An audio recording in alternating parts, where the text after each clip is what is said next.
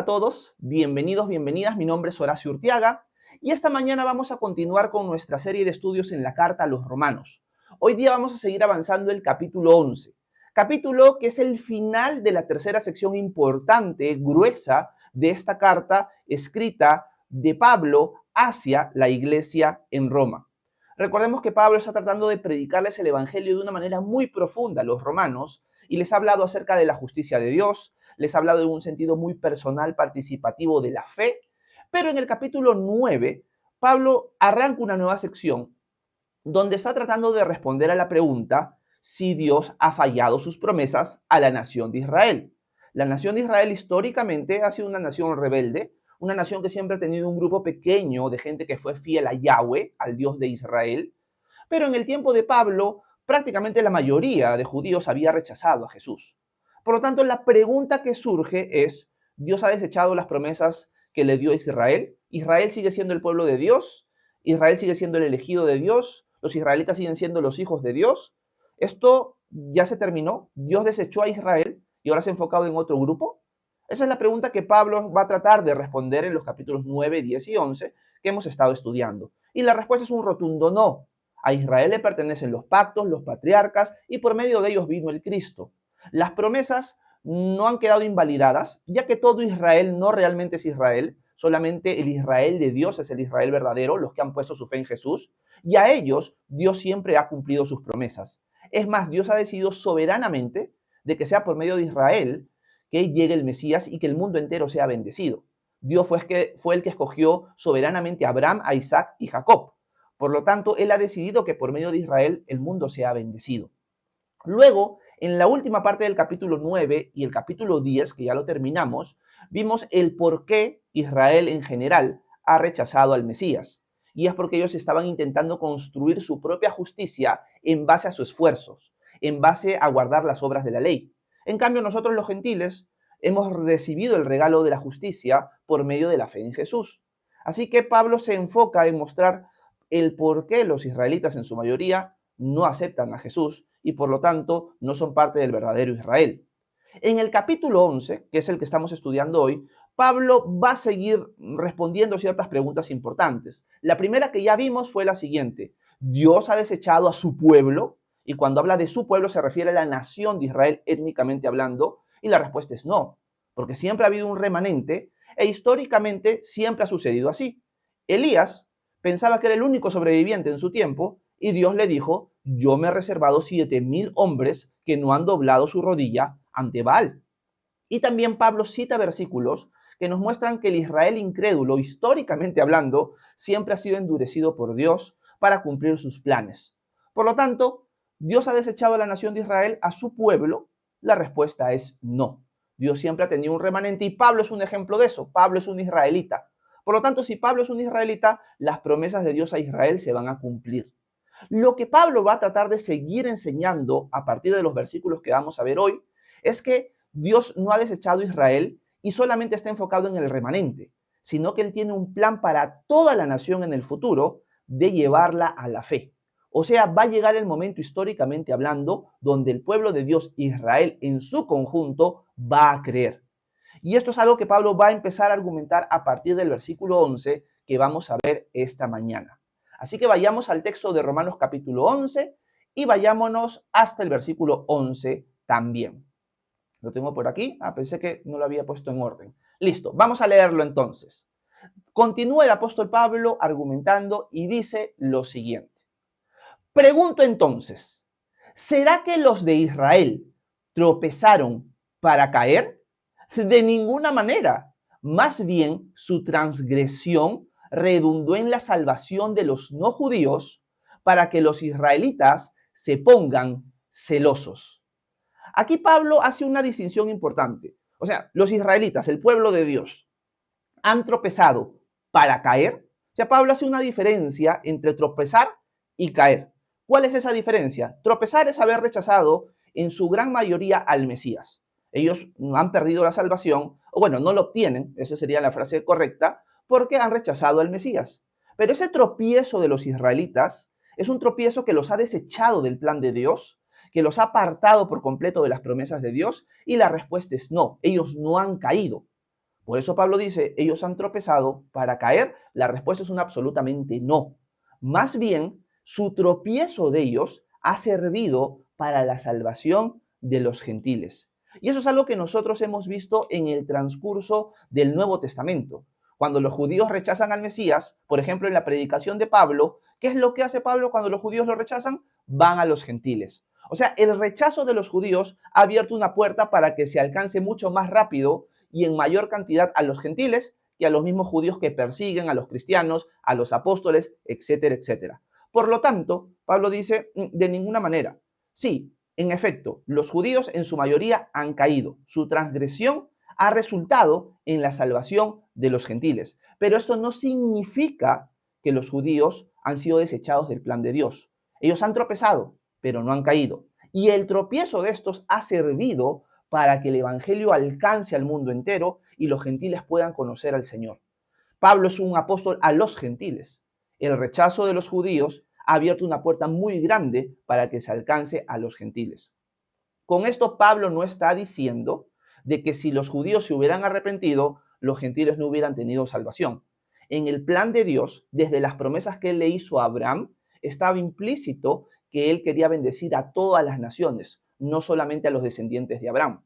Por eso, cuando nosotros leemos Génesis 12, por ejemplo, vemos que Dios le dice a Abraham que en él iban a ser benditas todas las naciones de la tierra. Así que Israel, que es los descendientes de Abraham, tienen un rol importante en el plan de salvación. Pero el plan de salvación no era solamente alcanzarlos a ellos, sino usarlos para bendecir y alcanzar al mundo entero. Así que podríamos decir que los israelitas que han rechazado a Jesús hasta el día de hoy, ¿significa que Dios desechó a la nación de Israel? La respuesta es no. Su tropiezo no lleva a la caída. Dios tiene un plan para esa nación en el futuro. Y esto es lo que Pablo va a seguir argumentando. Volvamos al texto de Romanos y volvamos a leer nuevamente el versículo 11 y el versículo 12. Dice, pregunto entonces, ¿será que los de Israel tropezaron para caer? De ninguna manera. Más bien, su transgresión redundó en la salvación de los no judíos, o sea, de los gentiles, para que los israelitas se pongan celosos. Esta parte de aquí no la comenté y es algo que ya hemos visto en los capítulos y versículos anteriores. Una de las cosas que Pablo argumenta constantemente es que en el plan de Dios, en el plan de salvación de Dios general, uno de los roles que tenemos nosotros los gentiles es levantar a celos a los judíos. Porque cuando los judíos vean nuestra fe en el Dios verdadero, van a sentir celos de eso. Así que uno de los roles que tenemos nosotros como gentiles es levantar celos a los israelitas, que son los primeros participantes de los pactos que Dios les hizo a Abraham, Isaac y Jacob. Así que el rol de los gentiles también es, dentro de muchos, causarle celos a los judíos que han rechazado al Mesías, para que ellos se acerquen al Señor. Es uno de los roles que Pablo ha ido desarrollando y que desarrollaremos también en los siguientes minutos. Vamos al versículo 12. Dice, pues si su transgresión, hablando de los judíos, ha enriquecido al mundo y su fracaso ha enriquecido a los no judíos, mucho más será lo que logre su plena restauración. Uy, aquí Pablo se suelta una idea muy bonita. Pablo dice, miren, si la falla de los judíos, su transgresión, su rechazo como nación al Mesías ha causado la bendición, la prosperidad, las riquezas al mundo entero, han bendecido espiritualmente al mundo entero por medio de su rechazo al Mesías, al ser los gentiles alcanzados por el Evangelio, imagínense cuánto más va a ser de bendición para el mundo entero su restauración. O sea, el rechazo de los judíos al Mesías ha causado las riquezas de bendiciones al mundo. Si eso ha causado su rechazo, dice Pablo, imagínense las bendiciones que van a caer sobre el mundo entero cuando ellos vuelvan al Mesías. Hay un dato interesante aquí. Lo que Pablo está diciendo es que la nación de Israel es un grupo étnico que cuando rechaza al Mesías causa bendición al mundo y cuando se arrepiente y vuelve al Mesías va a bendecir al mundo increíblemente. Eso es algo que no puede hacer ninguna nación, solamente la nación de Israel. Con esto no estoy exaltando y poniendo a Israel como si fueran superiores a nosotros, por si acaso. Pero dentro del plan de salvación de Dios, Israel tiene un rol muy importante y queda bendecir al mundo entero. Es más, hasta el rechazo de Israel al Mesías causa bendiciones al mundo, ¿cuánto más bendiciones causará cuando ellos regresen a los pies del Mesías como nación entera y Jesús establezca su reino y restaure las cosas? Esto es algo que Dios le había prometido a la nación de Israel si ellos se volvían a él. Por lo tanto, mientras Israel está rechazando al Mesías, es el tiempo para que los gentiles sean alcanzados y las riquezas se extiendan a todo el mundo. Pero cuando los judíos, su endurecimiento se termine y vengan al Mesías, va a ser la restauración de todas las cosas.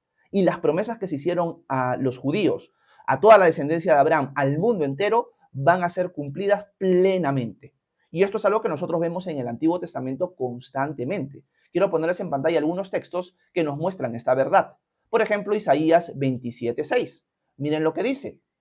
Viene el día en que Jacob echará raíces, Israel florecerá y echará renuevos. Y todo el mundo, vuelvo a repetir, y todo el mundo se llenará con sus frutos. Acá habla de una bendición a la nación de Israel en los tiempos venideros. Jesús, hablando con sus discípulos, les dice, de cierto les digo, este es Mateo 19:28, de cierto les digo que cuando todo sea hecho nuevo y el Hijo del Hombre ocupe el trono de su gloria, también ustedes los que me han seguido ocuparán 12 tronos para juzgar a las 12 tribus de Israel. Aquí Jesús está profetizando algo que va a suceder en los tiempos de la renovación de todas las cosas, cuando Él venga y establezca su reino aquí en la tierra. Los apóstoles van a tener un rol de jueces, de gobernantes, y van a gobernar y van a juzgar a todas las 12 tribus de Israel, lo que implica que la nación de Israel en su conjunto va a ser restaurada en el reino del Señor. Ellos van a juzgar, ellos van a dirigir, ellos van a gobernar, los apóstoles, a la nación de Israel, a las 12 tribus, dice Jesús. Eso es algo que aún no ha pasado y eso es algo que pasará. Y cuando eso pase, el mundo va a ser renovado, el mundo va a ser bendecido. Otro texto adicional, esta es la predicación de Pedro a los judíos que estaban después del día de Pentecostés. Miren lo que Pedro les dice a ellos. Por lo tanto, arrepiéntanse y vuélvanse a Dios para que sus pecados les sean perdonados. Y Dios haga venir sobre ustedes, o sea, si los judíos se arrepentían, Dios iba a hacer venir sobre ustedes, versículo 20, tiempos de alivio y les envía a Cristo que ya les fue anunciado. Es necesario que el cielo reciba a Jesús hasta el momento en que todas las cosas sean restauradas, lo cual Dios ya ha anunciado desde los tiempos antiguos por medio de sus santos profetas. O sea, lo que Pablo está diciendo es consistente con el Antiguo y con el Nuevo Testamento. Pablo no está sacando alguna novedad del bolsillo, sino Pablo está hablando que las promesas que Dios le hizo a Israel en el pasado, cuando ellos vuelvan en su conjunto a los pies de Él, se van a cumplir en todo el mundo y el mundo entero va a ser restaurado. Los apóstoles van a gobernar a las 12 tribus de Israel, Jesús va a reinar desde Jerusalén, el mundo va a ser restaurado y esta bendición va a alcanzar al mundo entero. Por lo tanto, Pablo dice, si ahorita el rechazo de los judíos ha causado la bendición a los gentiles, imagínense cómo va a estar el mundo cuando los judíos por fin vuelvan a los pies de Cristo. Va a ser una bendición abundante, porque Jesús va a cumplir sus promesas a la nación a la cual se las hizo inicialmente, porque a ellos les pertenecen los pactos, los patriarcas, el templo, el culto, y por medio de ellos vino el Cristo, el cual es Dios sobre todas las cosas. Bendito sea Él por siempre. Amén, diría el apóstol Pablo. Así que esta es la idea. Los judíos han caído los judíos han tropezado para caer. La respuesta es no. Han sido endurecidos por su incredulidad, por falta de fe. Pero esto va a llegar el tiempo donde se va a terminar. Y cuando se termine, el mundo entero va a ser bendecido. Esto es lo que Pablo está enseñando en estos versículos. Vamos a volver nuevamente a Romanos capítulo 11 y vamos a seguir leyendo los versículos que continúan. Versículo 13 en adelante. Dice, ahora les hablo a ustedes, déjenme ver, sí, ahora les hablo a ustedes, a los que no son judíos, dice Pablo, por cuanto yo soy el apóstol de ustedes, honro mi ministerio. Yo quisiera poner a celos a los de mi sangre y de esa manera salvar a algunos de ellos. Porque si su exclusión trajo como resultado la reconciliación del mundo, ¿qué resultará de su admisión sino vida de entre los muertos? Aquí Pablo continúa con la misma idea, pero Pablo dice, miren, gentiles, yo les estoy hablando a ustedes. Yo quisiera, dice Pablo, poner a celo a los de mi nación. Y mientras leí esta frase de Pablo, me puse a pensar en lo siguiente. ¿De qué manera Pablo puede hacer que los judíos sientan celo por la fe de él y por la fe de los gentiles hacia Dios? Y me puse a pensar que es por medio de la fe en el Dios verdadero. O sea, los judíos ven que los gentiles están creyendo en su propio Dios y en su Mesías, y obviamente van a sentir celos, van a tratar de averiguar qué está pasando, y algunos de ellos, por esos celos, por esa pasión que ven en los gentiles, van a arrepentirse y van a creer en el Mesías también. Se van a poner a investigar las cosas, lo que estos gentiles están diciendo es verdad, no es verdad, y van a creer. Pero me dio pena mientras meditaba en esto, ¿por qué? Porque me puse a pensar lo siguiente. En el día de hoy, realmente es muy difícil que un judío sienta celos de nosotros por nuestra fe. Porque nosotros, en nuestra fe el día de hoy, en lo que se predica en las iglesias, se ha desligado mucho nuestro Dios de las promesas a Israel. Al punto que yo he visto muchas entrevistas de judíos que se han convertido y ellos dicen que nunca se habían acercado al Nuevo Testamento ni al Dios que nosotros servimos, esto es la persona de Jesús, porque pensaban que nosotros adorábamos a un Dios italiano, porque para ellos cristianismo tiene que ver con el catolicismo romano. Entonces para ellos nosotros servimos a un Dios italiano y Jesús era italiano. Y tú dices, ¿por qué piensan eso? Porque nosotros hemos desligado nuestra fe de las promesas de Dios a Abraham, Isaac y Jacob. Nosotros servimos al Dios de Israel. Y es algo que se ha perdido en la iglesia el día de hoy. Hablamos de un Dios como un Dios que está desligado de los judíos y que los ha rechazado. Por lo tanto, con un Dios así, donde hemos separado a nuestro Dios de las promesas a la etnia de Israel y de su identidad, Jesús fue judío, no vamos a hacer nunca que los judíos sientan celo por nuestro Dios, porque nos hemos desligado completamente de la identidad judía, de la identidad israelita, de nuestro Dios, cuando se hizo hombre y de las promesas que inicialmente fueron a ellos. Y me dio pena eso. Yo creo que es importante retomar nuevamente la identidad que nuestro Dios ha enmarcado cuando Él vino y se hizo hombre, Él fue judío, y también que las promesas fueron inicialmente expuestas a la nación de Israel, a Abraham, Isaac y Jacob. Por lo tanto, no podemos desligar una cosa de otra. Y yo creo que el estudio del Antiguo Testamento nos va a ayudar a recuperar eso. Como he dicho anteriormente, con esto no estoy diciendo que nos volvamos judíos. Nosotros somos gentiles, por si acaso, a menos que alguien que está en la audiencia sea judía. Y nosotros no tenemos que volvernos judíos ni adherir hacia nosotros las fiestas de Israel, la circuncisión, etcétera, etcétera. No, no, no. Pero los pactos que Dios hizo con Israel, con Abraham, con Isaac, con Jacob, con David, etcétera, etcétera, y los símbolos que Él mostró son riquísimos para nosotros, para aplicar, para conocer más a Jesús, para conocer más el plan de Dios, etcétera, etcétera. Y esas riquezas no las podemos perder. Por lo tanto, hay mucho que nosotros podemos aprender de la relación de Dios con Israel y de los símbolos que Él mostró. Y eso es algo que tenemos que recuperar, sin idolatrarlo, pero sí tomar las riquezas de esa simbología, de esas verdades, etcétera, etcétera. Espero que me esté dejando entender. Ahora, también Pablo dice, si la transgresión de los judíos causó la salvación del mundo, su reincorporación a ser el pueblo de Dios en su totalidad va a ser como vida de entre los muertos, dice el apóstol Pablo. ¿Por qué Pablo dice eso? Porque una de las cosas que nosotros vemos en el Antiguo y en el Nuevo Testamento es que cuando Israel vuelva a los pies de Cristo como conjunto, va a causar la resurrección de entre los muertos. Porque Jesús dice, ustedes no me verán, no me volverán a ver, Jesús lo dijo a los judíos, hasta que ustedes digan, bendito sea el que viene en el nombre del Señor. El día que ustedes me reconozcan, el día que ustedes vean a quien traspasaron y crean en Él, ese día me volverán a ver. Pero mientras tanto no. Pero cuando sucede eso, Jesús va a volver y va a haber una resurrección. Y eso es algo que nosotros vemos en el libro de Apocalipsis. Quiero que ponerlas en pantalla, Apocalipsis capítulo 20, versículo 4, para que ustedes lo vean. Dice el apóstol Juan, relatando prácticamente después de la segunda venida de Jesús. Vi entonces unos tronos y sobre ellos estaban sentados los que recibieron la autoridad para juzgar. También vi las almas de los que fueron decapitados por causa del testimonio de Jesús y por la palabra de Dios, mártires. Ellos son los que nunca adoraron a la bestia, el anticristo, ni a su imagen, ni aceptaron jamás llevar su marca en la frente ni en las manos. Y estos volvieron a vivir y reinaron con Cristo durante 1000 años.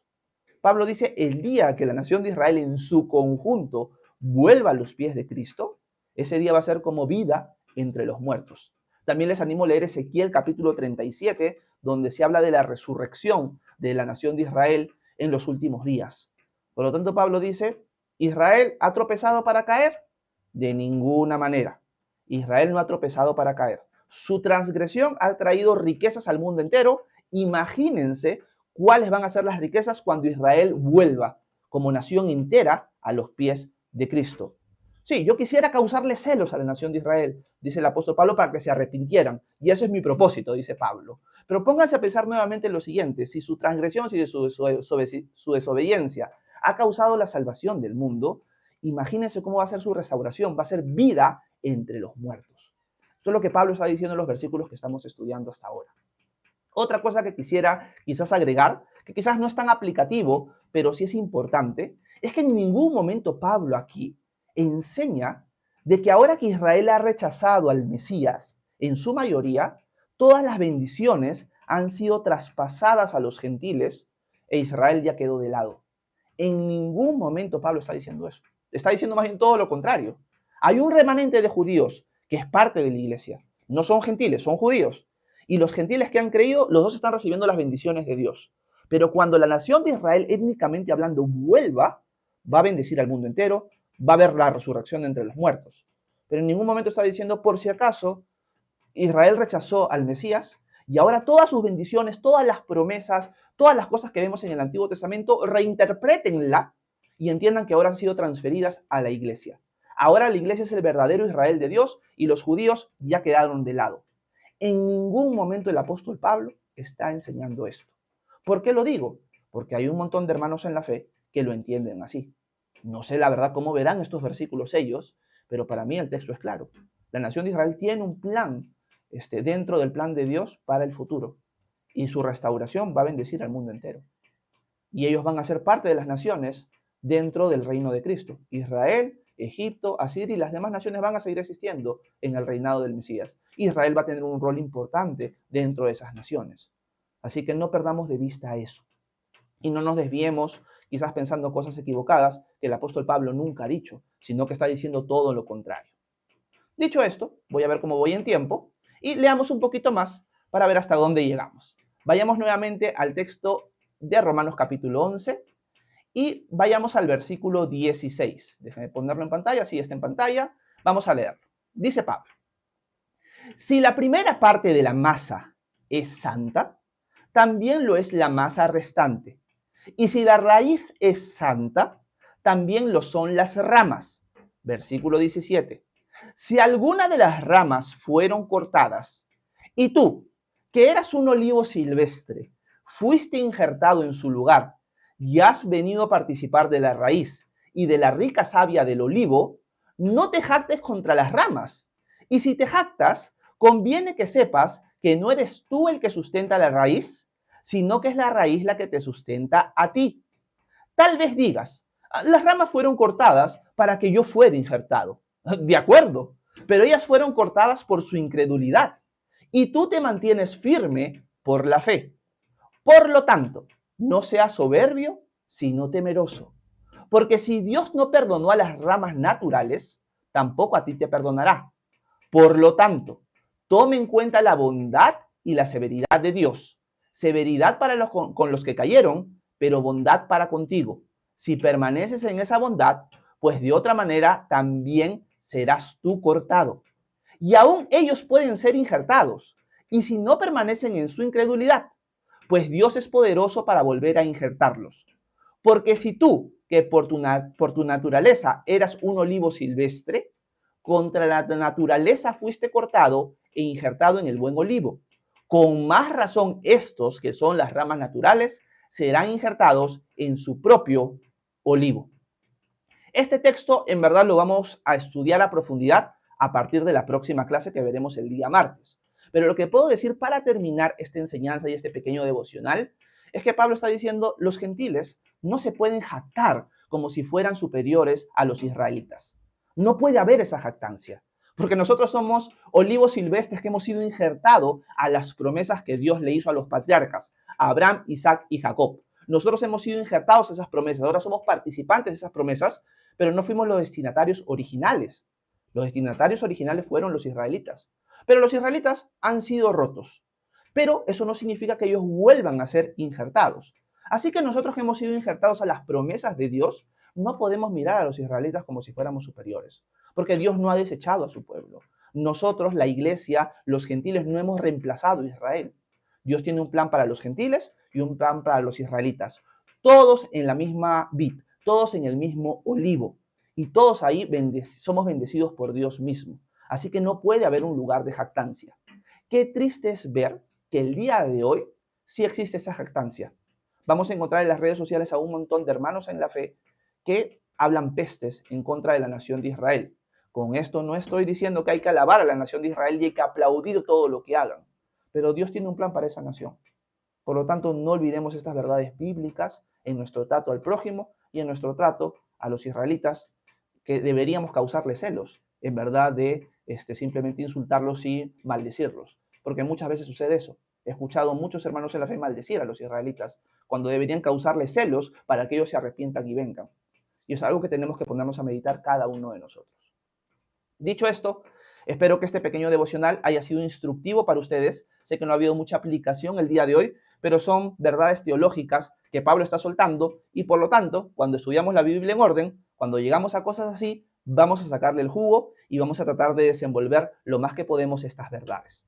Dicho esto, muchas gracias por haberme prestado atención en este espacio de tiempo. Espero que se haya entendido. Y si tienen alguna pregunta, alguna duda, algún comentario, por favor, háganmelo saber, que con gusto voy a intentar responder sus preguntas a continuación.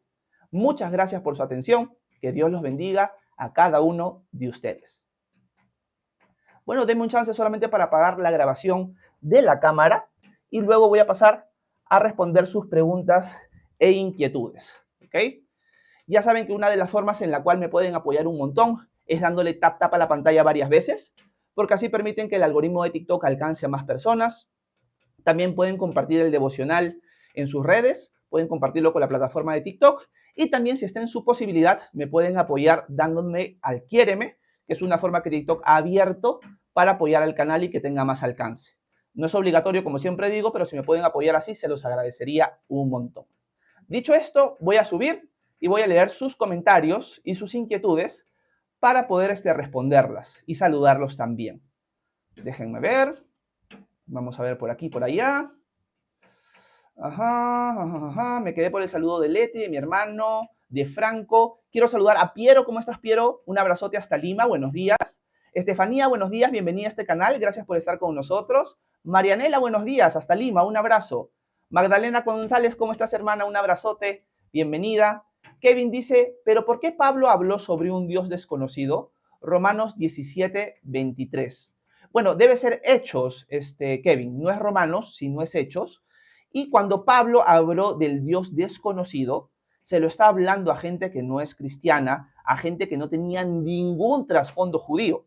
Esto Pablo lo predica en Atenas y lo predica específicamente en el Areópago, que era un lugar de reunión para discutir cosas. Lo que Pablo está tratando de hacer es, a la luz de su politeísmo, a la luz de esa creencia que ellos tenían en muchos dioses, encontrar un punto de encuentro para que ellos puedan llegar a darse cuenta, estos dioses de estatuas no sirven para nada. Hay un Dios que creó todas las cosas y creó a todos estos seres espirituales inferiores que nosotros estamos adorando. Y Pablo utiliza el punto de encuentro en un ídolo que ellos tenían, que en verdad no tenía figura, no tenía imagen, y que lo llamaban el Dios desconocido, porque ellos sabían de que había dioses que ellos no conocían. Pablo utiliza ese punto de encuentro para decir, ese Dios que ustedes no conocen es el que yo estoy predicando. Él es el creador del cielo y de la tierra. Él envió a su Hijo, ha muerto, ha resucitado, y Él va a juzgar el mundo en el día final. Por lo tanto, Pablo los exhorta a que ellos vengan y crean en Jesucristo y que dejen atrás todos sus dioses. Así que a eso se refiere Kevin, Pablo en Hechos 17 con el Dios desconocido. Hay más cosas que podría decir, pero por falta de tiempo lo dejo hasta ahí. David Cobeña dice, ¿por qué Dios no tiene hijos? Él no es hombre para tener un hijo. Lo que pasa, David, es que en la luz de la Escritura, Dios sí tiene hijos. En nuestro caso, somos hijos por adopción. ¿Okay? Tenemos también el Hijo, que es la segunda persona de la Trinidad, que es Jesús, de su misma naturaleza. Y también a los seres divinos que Él ha creado, también se les llama hijos de Dios. Así que somos hijos por adopción en nuestro caso, de David. Enrique dice, Jesús es campeón de campeones. Amén, Enrique. Déjenme ver. Vamos a ver. David Cobeña dice, Jesús es hijo de un soldado romano, Patera. María le fue infiel a José, Mateo 1:19. Seguro David Cobeña es judío o algo así, porque eso no lo cree la iglesia cristiana en ningún lado. Kevin dice, pero pastor, ¿por qué Pablo predicó? Bueno, esto ya lo respondí. Déjenme ver. Quiero saludar a Ana Luisa hasta Illinois. Un abrazo, Ana Luisa, bienvenida. Vamos a ver. Bueno, ya a los comentarios de David Cobeña ya no los voy a responder porque son un montón. Y ahí me voy a quedar toda la mañana respondiendo solamente sus comentarios. Quiero saludar a Adrián. Buenas tardes, Adrián, hasta España. Un abrazote, bienvenido. Déjeme ver. Jesús Guevara, un abrazo hasta Carolina del Norte. Dice, hermano, entro y salgo de live más de 10 veces hasta que no me aparezcan las nuevas políticas, dice. No he querido aceptar eso. Gracias, pastor, por la enseñanza. De nada, mi querido Jesús, no sé nada de eso de las nuevas políticas. Seguro es algo que sale en Estados Unidos. Quiero saludar a Steven hasta Colombia. ¿Cómo estás, Steven? Shalom, shalom, Jerusalén, dice. Wenceslao Arena dice, los genocidas. Gracias, Wenceslao. En efecto, los genocidas. Cuando nosotros vimos la clase anterior de Romanos, capaz no estuviese entre nosotros, Wenceslao, hablamos de el rol que tiene Israel como pueblo de Dios. Cuando Pablo se refiere a Israel como pueblo de Dios, se está refiriendo al Israel incrédulo y al Israel crédulo. Obviamente, los verdaderos israelitas son los que han creído, no los incrédulos. Entonces, ¿en qué sentido Pablo le dice a Israel pueblo de Dios? En el sentido de que Dios tiene promesas para Israel, que las va a cumplir hasta el día final. Y lo que Dios va a hacer es mover a esa nación a que toda ella, en su conjunto, crea en él. Cuando una persona levanta esta pregunta, los genocidas con respecto a Israel, está generalmente acertando en ciertos actos políticos que la nación de Israel comete el día de hoy. Algunos quizás lo justifican y otros no. Pero lo que Pablo enseña en Romanos capítulo 11, o en verdad desde el 9 al 11, es que la nación de Israel, históricamente hablando, Wenceslao, ha sido así. La nación de Israel no ha sido una nación piadosa que en su conjunto todos alababan al Señor. La nación de Israel siempre en su mayoría ha sido una nación idólatra, una nación malvada, una nación que le ha dado la espalda al Señor. Y siempre ha habido un remanente, un grupo pequeño que ha creído en el Señor y que se ha mantenido fiel. Y por ese remanente, Dios ha seguido cumpliéndole sus promesas a Israel y no los ha destruido. Pablo en Romanos 9, si no me equivoco, cita a Isaías cuando dice, si no hubiera sido por este remanente, seríamos como Sodoma y Gomorra y estaríamos destruidos por completo de la faz de la tierra. Así que las verdades que estamos viendo acá no contradicen la realidad de que Israel en su conjunto hasta el día de hoy es una nación que es inclinada al mal y que comete atrocidades. Así que una cosa no se va con la otra, más bien se confirman a la luz del texto bíblico. Gracias, Wenceslao. Claridad Bíblica dice, el Shabbat es el 10% de la semana, dice Claridad Bíblica. No sé a qué te refieres con eso. Nosotros no guardamos el Shabbat porque ya no estamos bajo la ley de Moisés. Claridad Bíblica.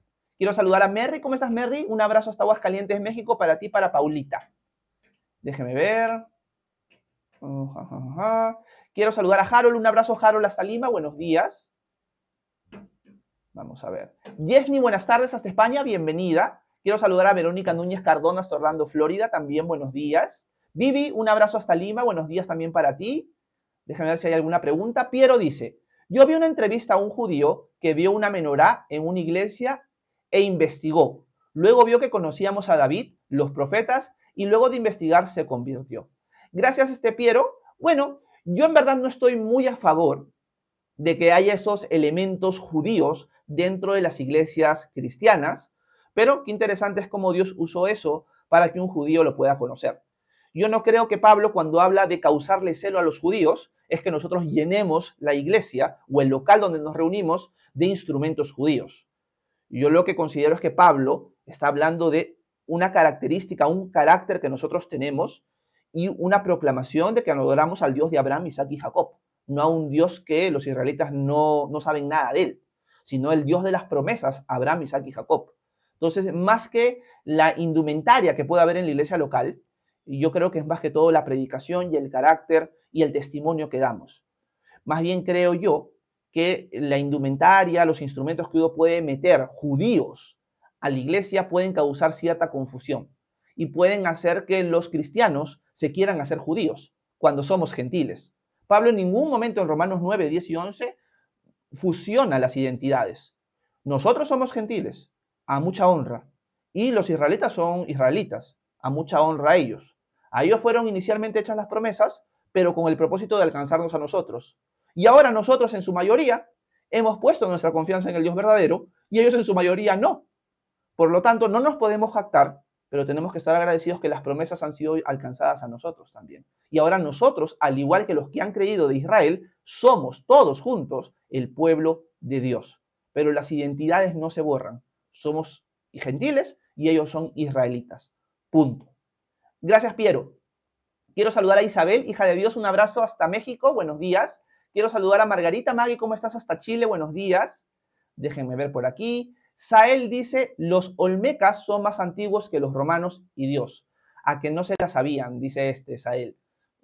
No sé dónde sacas eso, Sael. Si son más antiguos que los romanos o no, eso es irrelevante, en verdad, eso, Sael. Nuestro Dios es más antiguo que cualquier cosa porque es el que creó los cielos y la tierra. María Belén, ¿cómo estás? Un abrazo hasta Monterrey, México. Buenos días. Dice, excelente y bendecido día, Pastor Horacio. Saludos desde Monterrey. Un abrazo, María. Bienvenida. Liani dice, amén, están cierto, dice Liani. Gracias, Liani. De nada, Franco, para servirte. Ricardo José dice, Dios te bendiga. Por aquí dicen, amén. Ismael pregunta, esta es una pregunta que soltó Ismael el día de ayer, pero no se la pude contestar. Dice, ¿qué escribió Jesucristo en Juan 8:6? Bueno, cuando nosotros vamos a Juan 8:6, voy a ponerlo en pantalla para que todos lo podamos leer juntos. Si no me equivoco, ahorita pensando en el texto, se está refiriendo a la mujer que fue sorprendida, supuestamente. ¿Es 8:26, Ismael? No me acuerdo. Déjame ver. 8:6, me equivoqué yo. Es 8:6. Juan 8:6. Vamos a ponerlo en pantalla. Miren lo que el texto dice. Ellos decían esto para ponerle una trampa y así poder acusarlo. Pero Jesús se inclinó y con el dedo escribía en el suelo. El evento que se narra aquí es el evento donde los religiosos traen a una mujer supuestamente sorprendida de adulterio para que Jesús diga si hay que apedrearla o no. Y quieren poner a prueba a Jesús porque ellos están bajo la regla romana, por lo tanto los romanos no permitían que alguien muriera apedreado, pero la ley de Moisés sí pedía que se apedreara a una mujer y a un hombre que habían sido captados, atrapados en adulterio. Lo interesante de este pasaje es que no se le trae al hombre a Jesús, solamente se le trae a la mujer. Por eso es dudoso si realmente esta mujer fue atrapada en el mismo acto, como ellos mismos lo decían. La pregunta de Ismael gira en torno a la acción de Jesús. Porque cuando ellos acusan a Jesús, Jesús dice que se pone a escribir en el suelo. El texto bíblico no nos dice qué es lo que Jesús escribió, por lo tanto, simplemente estamos suponiendo. Hay distintas teorías, Ismael, pero lo que tenemos que decir claramente es que el texto no nos dice qué escribió. Lo que parece ser es que lo que escribe Jesús causa que estos hombres empiecen a sentirse culpables ellos y retirarse uno tras uno. La pregunta es entonces, ¿qué es lo que escribió Jesús? Algunos suponen de que Jesús escribió los pecados secretos de estos hombres. Y también algunos suponen que Jesús escribió ciertos mandamientos de la ley que mostraban que ellos no podían haber hecho esta acción de la manera que le hicieron, sino que tenían que haber traído también al hombre. Entonces al final solamente es una suposición, Ismael, pero hubiera sido bien alucinante si fue el caso de que Jesús hubiera escrito los pecados de ellos o sus nombres quizás. Y ellos se dieron cuenta que están escribiendo sus nombres, sienten convicción de pecado, obviamente no se arrepienten si no se van molestos. Y por lo tanto al final Jesús le dice a esta mujer, mujer, ¿dónde estaban los que te acusaban? Yo tampoco te acuso, yo tampoco te condeno. Vete y no peques más, le dice Jesús. Así que eso es lo que podríamos simplemente suponer, Ismael, ya que el texto calla, así que en verdad nosotros deberíamos callar. Pero ya que estás haciendo la pregunta, aprovecho para darte las teorías que generalmente hay con respecto a ese texto. ¿Okay? Gracias, Ismael. Laura dice, gracias, estoy aprendiendo mucho, Dios te bendiga. Un abrazo, Laurita. Gracias a ti. De nada, Vero, para servirte. Quiero saludar a Elizabeth Piches. ¿Cómo estás, Elizabeth? Un abrazote hasta Dallas. Espero que estés bien.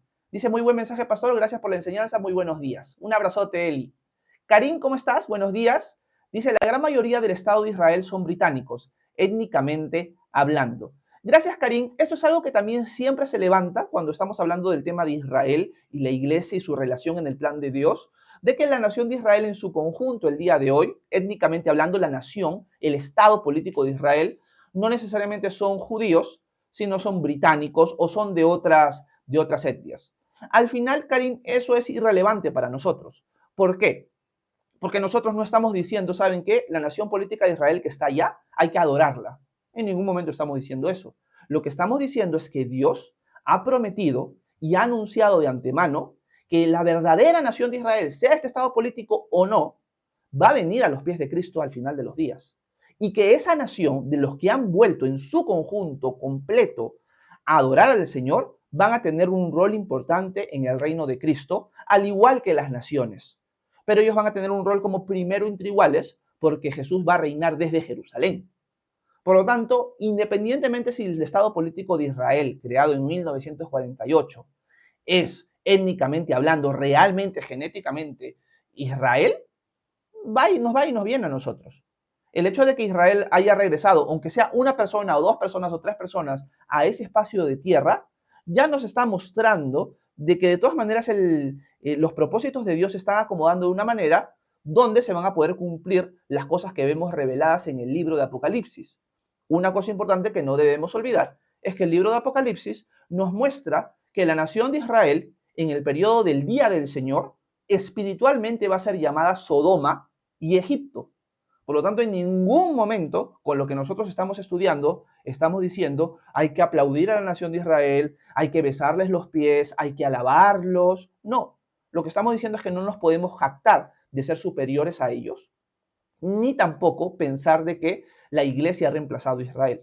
Dios tiene un plan para los judíos, Dios tiene un plan para Israel, y se van a cumplir en el tiempo final. Independientemente si hay un verdadero israelita en el estado político de Israel, o toda la nación es, o ninguna lo es. Eso es lo que podría decirte Karim. Así que, si son o no son, eso es irrelevante para nosotros. La verdad bíblica se va a mantener y se va a cumplir al final del día. Y lo que nosotros tendríamos que hacer es, con los verdaderos judíos, causarles celos, que es uno de los propósitos que tenemos como gentiles. Causarles celos a los judíos por nuestra fe, porque nosotros adoramos realmente a su Dios. Nosotros no hemos rechazado al Mesías, lo hemos aceptado. Y lo que queremos es que ellos también conozcan al Mesías, que ellos, algunos por ignorancia y otros por rechazo absurdo, le están dando la espalda. Gracias, Karim. Quiero saludar a Mónica. ¿Cómo estás, Mónica? Un abrazote hasta Lima. Dice, buenos días, hermanos. No estaba perdida, estaba de parranda. Bendiciones. Sí, Gaby me había dicho, Mónica, que no se sabía mucho de ti. Yo la verdad es que tampoco podía saberlo porque no tenía luz. Así que un abrazo, Mónica, para ti, para Niurka, Rodrigo y tu familia hasta Lima. Esmeralda, hija del rey, dice, buenos días, Dios le bendiga. Un abrazo, Esmeralda, bienvenida. Raquel Flores dice, saludos y bendiciones para todos. Un abrazo, Raquel. Gracias por estar con nosotros. Bella Fans, creo que es. Dice, mi pregunta es, ¿cómo dijo a los suyos vino y los suyos no lo aceptaron? ¿Qué va a pasar cuando llegue y hay una T ahí? No sé qué significa eso. Bueno, vamos a responder quizás una parte de tu pregunta. ¿Qué significa que en el Evangelio de Juan, en el capítulo 1, se diga que a los suyos vino y los suyos no lo recibieron? Significa que la nación de Israel, como Pablo lo está hablando en Romanos 9, 10 y 11, en su conjunto, en su mayoría, rechazaron al Mesías. Vino a los suyos, era su pueblo. Jesús se hizo judío. Dios hizo un pacto con Israel. Dios separó a Israel de las demás naciones y dijo, esta nación es mía. Las demás naciones están adorando a sus dioses. Yo separo a Israel y con ella voy a bendecir al mundo entero para que todos vengan y me adoren a mí. Pero los suyos no lo recibieron. Dios se hizo hombre, vino a los suyos y los suyos no lo recibieron. Mas a todos los que lo recibieron, a los que creen en su nombre, Dios les dio la potestad de ser hechos hijos de Dios, diría el apóstol Juan. Por lo tanto, eso es lo que significa el texto. Y lo que Pablo está diciendo es, sí, en efecto, la nación de Israel en su conjunto, en su mayoría, ha rechazado, no recibió a Jesús. Pero las promesas de Dios desde el Antiguo Testamento siguen estando vigentes. Así que aunque Israel haya rechazado al Mesías y esto haya traído bendición al mundo gentil, imagínense qué va a pasar cuando los israelitas regresen. Va a ser una bendición abundante al mundo entero, va a haber vida de entre los muertos y se van a cumplir las promesas que Dios le hizo a Abraham, Isaac y Jacob y que las dio por medio de los profetas también. Gracias, Belafans. Elisa Elvira dice, sí, los judíos piensan así. Qué cólera debe ser. Sí, Elisa. Lazaris dice, ese David, dice Lazaris. Silvia González dice, ¿cómo hago para crecer espiritualmente? Gracias, Silvia, a través de las disciplinas espirituales. Silvia, Dios nos ha dado disciplinas que nos ayudan a nuestro crecimiento. ¿Qué disciplinas encontramos en la Escritura? Hay unas 3 o 4 básicas. La primera es el ayudar al necesitado. Eso te ayuda espiritualmente, de una manera que te ayuda a desprenderte de lo tuyo y te ayuda a imitar más a Jesús, quien siendo rico se hizo pobre para que con su pobreza ahora nosotros seamos enriquecidos. Una vida de oración, Silvia, una vida de oración te va a ayudar a crecer espiritualmente. Jesús le dijo a sus discípulos, cuando no podían expulsar un demonio, que este género de demonios no sale sino con ayuno y oración. Por lo tanto, la tercera disciplina espiritual sería el ayuno. El ayuno es algo que un discípulo debe hacer para crecer espiritualmente también. Y por último, la meditación en la palabra del Señor. Aunque el orden no implica importancia, así que he puesto el orden simplemente como viene a mi memoria, meditar en la palabra de Dios, alimentarnos de ella, nos va a nutrir espiritualmente. Así que disciplínate en tener una vida de oración, en una vida de ayuda a los demás, en una vida de ayuno y en una vida de meditación en la palabra. Si haces estas cosas, vas a crecer espiritualmente, porque estarías permaneciendo en Cristo y sus palabras permaneciendo en ti. Y cuando tú haces eso, vas a dar abundante fruto. Gracias, Silvia.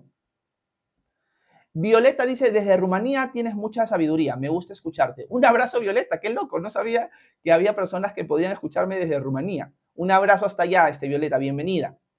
Brenda dice, ¿qué privilegio tiene Israel? Sí, Tiana, tiene privilegios. Como diría Pablo en los primeros capítulos de Romanos, ya lo hemos estudiado, ellos tienen muchos privilegios, tienen la palabra de Dios, a ellos se les fue dada, nosotros la hemos recibido de ellos, pero lamentablemente, Brenda, con esos privilegios han rechazado aún al Mesías, y por lo tanto el que no honra al Hijo no honra al Padre, y están en un estado de condenación ahorita en su mayoría como nación, solamente el remanente es el que es salvo. Esto se va a acabar en el día final, pero esto nos debería llamar a la exhortación en el sentido que nosotros también somos privilegiados el día de hoy. Somos privilegiados a diferencia de hermanos en la fe que no tienen una Biblia en su casa, que no pueden ver enseñanzas por internet, que no pueden reunirse públicamente en sus iglesias locales y cantar a todo pulmón. Y nosotros teniendo ese privilegio a veces no lo valoramos y tenemos que meditar en eso también nosotros. Gracias, Brenda. Quiero saludar a Daniela. ¿Cómo estás, Daniela? Un abrazo hasta Guatemala. Bienvenida.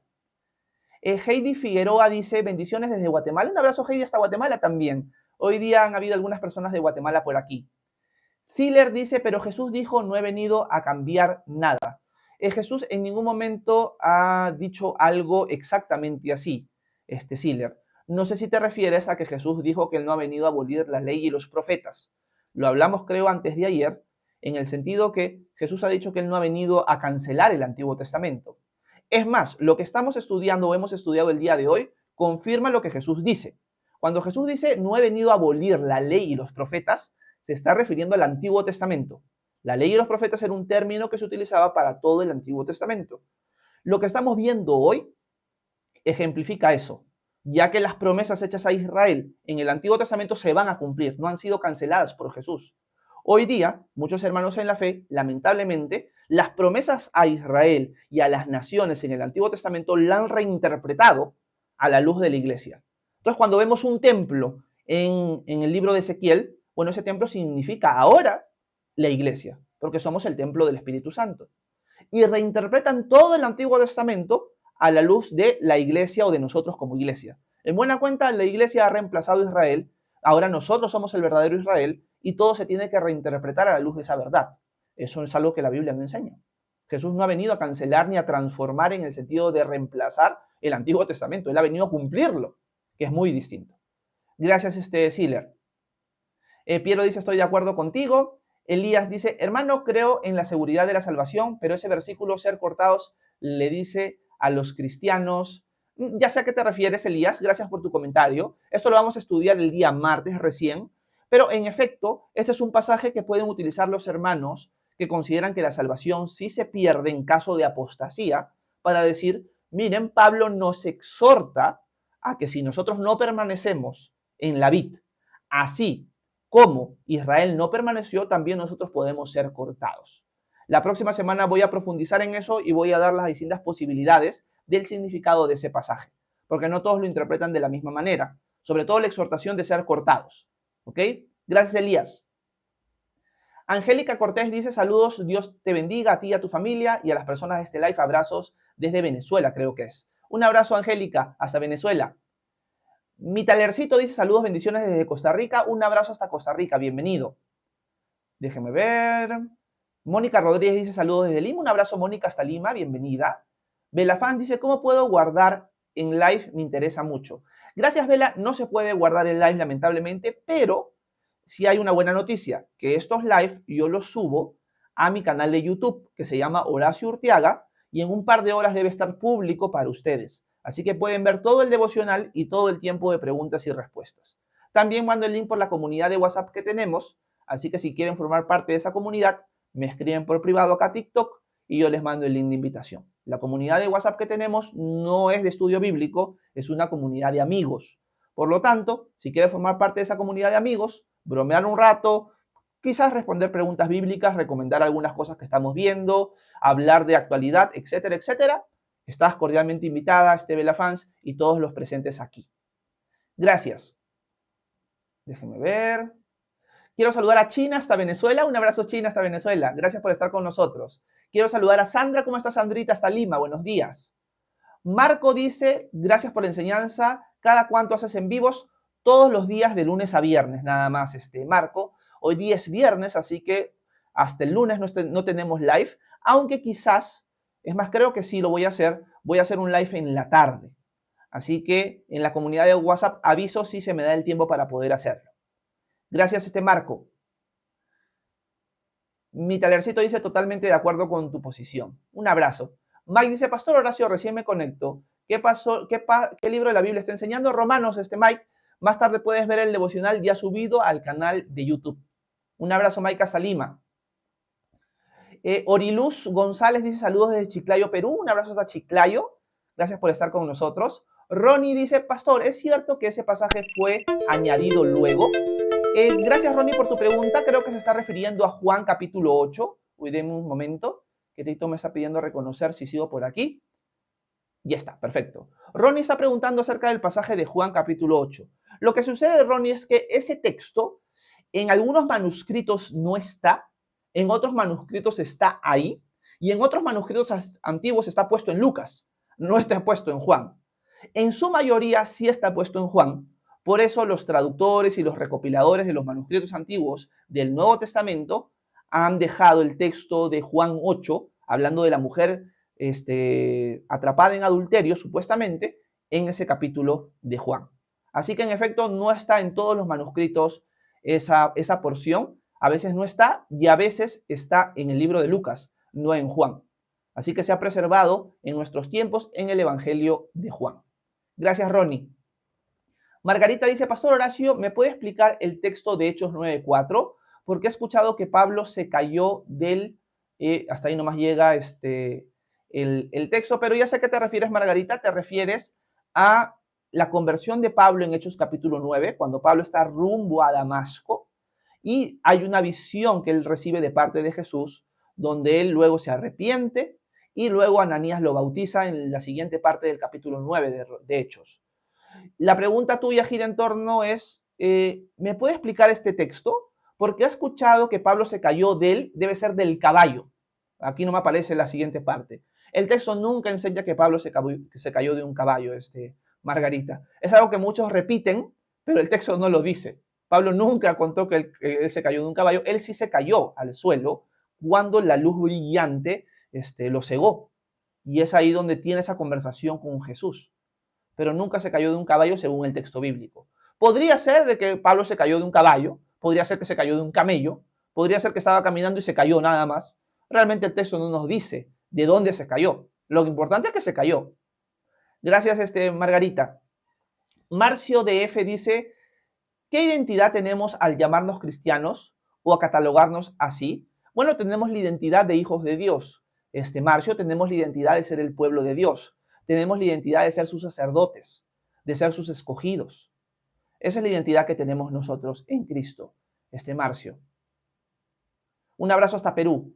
JF, ¿cómo estás, hermano? Buenos días. Dice, hola, amado pastor, Dios le bendiga. ¿Existe la doctrina de la elección en Romanos 8:30? Gracias, JF. Lo que nosotros aprendimos cuando estudiamos Romanos 8 y los versículos que conllevan esos pasajes donde se habla de la elección, de la predestinación, etcétera, etcétera, es que la doctrina de la elección es una doctrina bíblica. Nosotros somos los elegidos, somos los escogidos. Ahora, ¿qué significa eso? Es lo que divide a muchos cristianos. La doctrina de la elección es bíblica. ¿Qué significa y qué no significa? Es lo que divide a muchos hermanos en la fe. A la luz de nuestro estudio en Romanos capítulo 8, ser elegidos no significa que Dios elige a algunos para salvación y otros para perdición, sino que aquellos que creen en Él, voluntaria y libremente, son ahora sus elegidos, porque Él nos ha elegido en Cristo Jesús.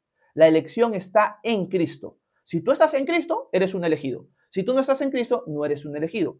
El texto no está hablando de que Dios elige y no elige a algunos, sino que Él ha abierto la puerta para que todos los que vengan a Él y crean sean sus elegidos. Esa es la cuestión dentro de Romanos 8, 9, 10 y 11 y en verdad a la luz del Nuevo Testamento en general. La libertad del hombre no se priva en el texto bíblico. Por eso, JF, cuando leímos Romanos 9, los últimos versículos, y todo el capítulo 10, hemos visto que Pablo dice, ¿por qué los israelitas no han alcanzado las promesas de Dios en su mayoría? Porque Dios no los eligió. Pablo no dice eso. Es más, Pablo dice, mi oración y ruego es que ellos se salven.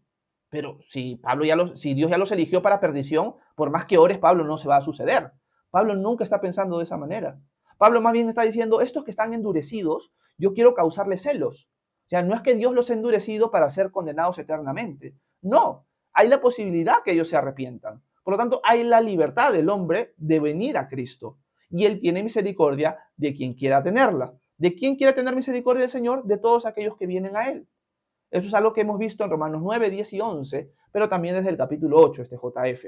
Así que la doctrina de la elección es una doctrina bíblica, pero el entendimiento de esa doctrina es lo que divide a los hermanos. Hay hermanos que van a decir, no, la elección es que Dios te elige a ti para ser su hijo y a ti te eligió desde antes de la fundación del mundo para condenarte. Tú no tienes elección de aceptarlo o rechazarlo. Dios es el que elige. Considero que ese es un acercamiento equivocado a la escritura, JF. Gracias por tu pregunta. Quiero leer el comentario de Steven. Dice, pastor, bendiciones. ¿Por qué los padres de la iglesia creían que María era siempre virgen? Gracias, Steven. No todos los padres de la iglesia han creído eso, Steven. Cuando nosotros estudiamos la historia de la iglesia, vemos que esta creencia se empieza a desarrollar siglos después de los apóstoles, pero siglos mucho más adelante, no al principio. No vemos la doctrina de la virginidad perpetua en los padres apostólicos, por ejemplo, que son del siglo I y del siglo II. Estamos hablando de 200 años. Ellos no creían en eso. Eso sí lo vemos ya desarrollado mucho tiempo después, en los siglos IV, V, VI. ¿Por qué encontramos esa creencia? Porque la iglesia empezó a consumir y a asimilar teorías, creencias que tenían los filósofos de la época y otras sectas. Una de las ideas que tenían los antiguos, del tiempo de los padres de la iglesia, era que las relaciones sexuales eran malas, eran sucias. Esto ha perdurado hasta el día de hoy en muchas formas de pensar del cristiano o de las distintas tradiciones cristianas. Esto, la procreación, las relaciones, la intimidad, es algo sucio. Algunos dicen es algo pecaminoso. He escuchado en algún momento que hasta dicen que las relaciones surgen por el pecado de Adán y Eva, cuando la Escritura nunca enseña eso. Entonces, con esta creencia de que las relaciones son malas, muchos padres preferían quedarse solteros toda su vida. Algunos se hacían eunucos y empezaban a ver a la mujer como algo malo, como un objeto de tentación. Y eso es algo que está bien marcado en muchos padres de la iglesia de los siglos posteriores. Por lo tanto, si esto es malo y esto es pecaminoso, y miro a la madre de mi Señor, obviamente ella no puede haber tenido relaciones sexuales, porque es algo sucio, es algo feo. Entonces le estaría deshonrando a esta mujer que fue una mujer de Dios. Entonces se empieza a desarrollar la idea de que María nunca tuvo relaciones con José, ni tuvo hijos. Entonces de la virginidad perpetua van a surgir muchas doctrinas por esta idea equivocada que no es bíblica, de que la intimidad es algo malo, algo que Dios no desea para el ser humano, y no es así. Entonces, esto es algo que vemos en los padres. ¿Qué nos enseña esto? Que cuando leemos a los cristianos que vivieron después de los apóstoles, tenemos que tomar sus enseñanzas con pinzas, retener lo bueno y desechar lo malo. No creerles todo, porque ellos no han escrito palabra de Dios. Ellos volvían siempre a las escrituras y las citaban. Ellos no eran una autoridad infalible. La autoridad infalible siempre la ha tenido sola y únicamente la escritura, Antiguo y Nuevo Testamento. Por eso siempre hay que volver al texto bíblico. Muchos padres de la iglesia, Steven, hablando del tema que estamos hablando ya para ir terminando, han pensado de que realmente la nación de Israel fue reemplazada por la iglesia. Desde casi el principio, ¿eh? Justino Mártir es uno de los primeros que decía, no, las bendiciones espirituales de Israel han sido transferidas a nosotros, los gentiles. La iglesia ahora tiene las bendiciones espirituales, Israel ya la perdió. Y esta idea se fortaleció porque en el año 70 el templo es destruido. Ah, miren, Dios castigó a los judíos y los destruyó por completo. Ahora la iglesia ha reemplazado a Israel. Y esto lo vemos desde el principio casi de los padres de la iglesia. No todos, pero un gran número sí. Y esto es lo que muchos cristianos el día de hoy siguen. Por lo tanto, por más que lo diga un padre, tenemos que volver a la escritura y filtrar si lo que realmente ellos creían era verdad. Nosotros honramos a nuestros padres, a nuestros antepasados. Estamos cimentados en sus bases, pero al honrarlos no vamos a aplaudir todo lo que ellos creían, porque nuestros padres se pueden equivocar, sean los padres naturales o nuestros antepasados en la fe. El texto bíblico es el único que nunca falla, y ahí tenemos que volver. Y el texto de Romanos que estamos leyendo nos enseña que no ha habido una transferencia espiritual de Israel hacia la iglesia y que Israel ya quedó de lado. Todo lo contrario, dice el texto bíblico que hemos visto hoy. Dicho esto, me despido. Gracias a todos los que estuvieron presentes esta mañana. Espero que haya sido de edificación este tiempo para ustedes. Ya saben que hacemos live de lunes a viernes. Quizás hago un live en la tarde, no estoy seguro. Y si quieren formar parte de la comunidad de WhatsApp a la que tenemos, me escriben por privado acá a TikTok.